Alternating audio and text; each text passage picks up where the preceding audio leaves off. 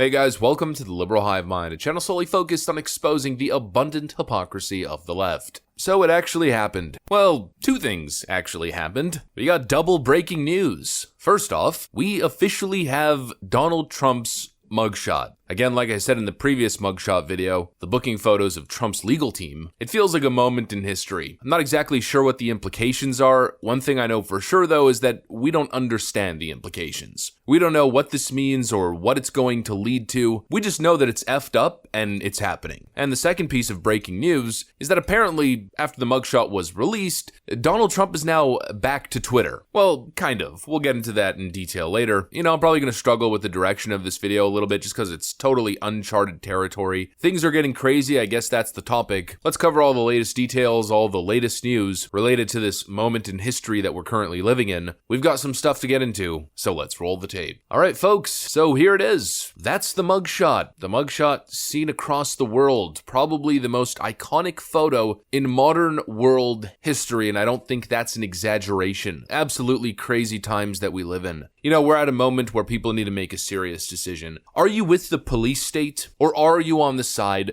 of fair, impartial justice? NBC News, all these leftist publications, and these leftoid individuals on Twitter are celebrating the arrest of a former president. NBC News writes, Trump's mugshot fuels liberal delight and GOP fundraising and becomes an instant American political relic. Former President Trump's mugshot serves as evidence for his opponents that he is unfit to hold office. Unfit to hold office. A mugshot proves that he is unfit to hold office. A mugshot proves literally nothing. A mugshot proves that he was indicted. You know, whatever happened to innocent until proven guilty? Trump, of course, doesn't get a fair shot in court, just like he didn't get a fair shot in front of the grand jury. Democrats are already convicting him in the court of public opinion. Over what? I'll show you how deep the hypocrisy is. Like I've been saying, over questioning the results, challenging the results, which, as we've now uncovered, Fani Willis, the county-level prosecutor who charged Donald Trump, essentially did and alluded to the exact same thing on Facebook. This is an actual post from Fulton County Prosecutor Fani Willis. Fani Willis is feeling annoyed. On November 4th, 2020, Georgia could determine who was our next president. A team of lawyers need to watch them count every single vote. They can start in Fulton, where we are having water leaks. What ballots are they throwing out? Georgia, let's give an honest accounting, no stunts. I mean, the choice of words there is insane. The level of hypocrisy reaches new peaks never seen before. Fani Willis is literally indicting Donald Trump and his entire team of lawyers for wanting to do exactly that. Watching the process,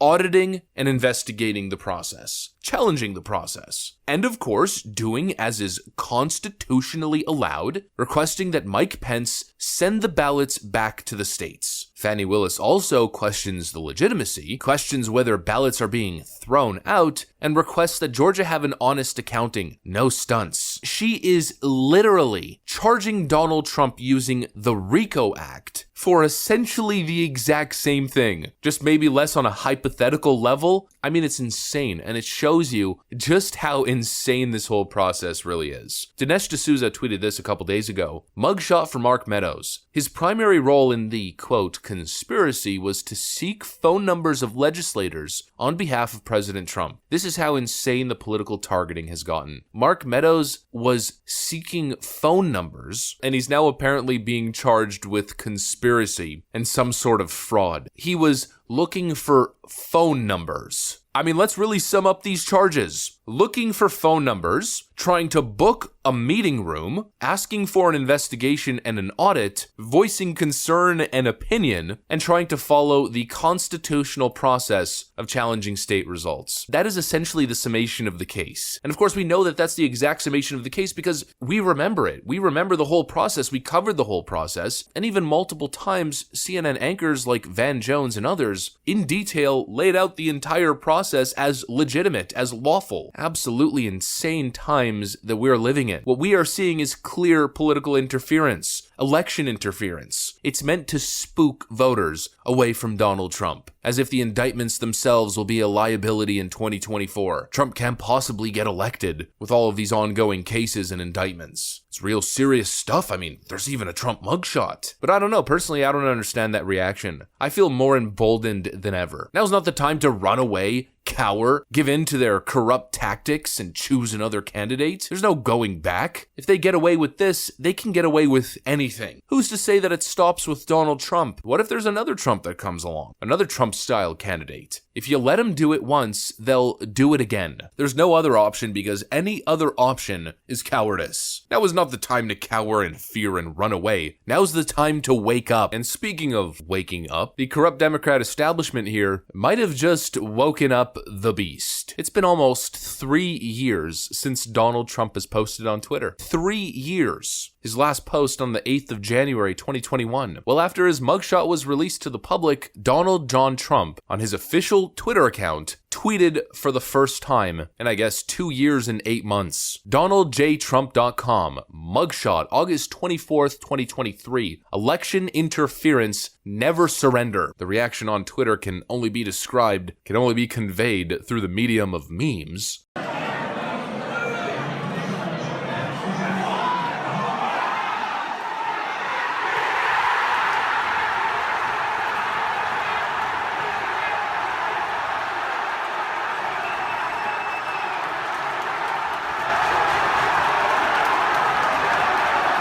I don't know. Looks like he might be back. Maybe, maybe not. He posted this shortly after on Truth Social. I love Truth Social. It is my home. But you know, there's such thing as a home away from home, and that home away from home might actually be X. We might be seeing Donald Trump back on Twitter posting again. I don't know, it could be the greatest political miscalculation of the century. Either Trump's gonna fall hard, sink to the bottom, or the exact opposite. Trump's social media footprint's gonna be greater than ever. I know there's a despicable faction of the Blue Anon resistance left that's cheering on the idea of a political prisoner, cheering on the weaponization of the justice system. I just can't wait for those cheers to slowly over time morph into this. I just have a feeling this whole mugshot situation is going to backfire spectacularly. Actually, I think we're already seeing some little pockets, some little small examples. I'll probably be making a video following up maybe tomorrow or the day after on that exact topic. I mean, one of the top issues when it comes to black voters is prison reform and judicial reform, unfair treatment in the justice system. I think all of a sudden Donald Trump appears a whole lot more sympathetic on that particular issue. I think we might just end up seeing a groundswell of support in areas unaccounted for, in areas possibly ignored over the previous decades. I still can't believe it, but there's actually a Trump mugshot. Anyways, that's what I got for you guys. Hopefully you enjoyed it. If you did, make sure to leave a like and possibly subscribe to the channel. Of course, you know that we'd love to have you here. Thanks for watching, and I'll see you on the next one.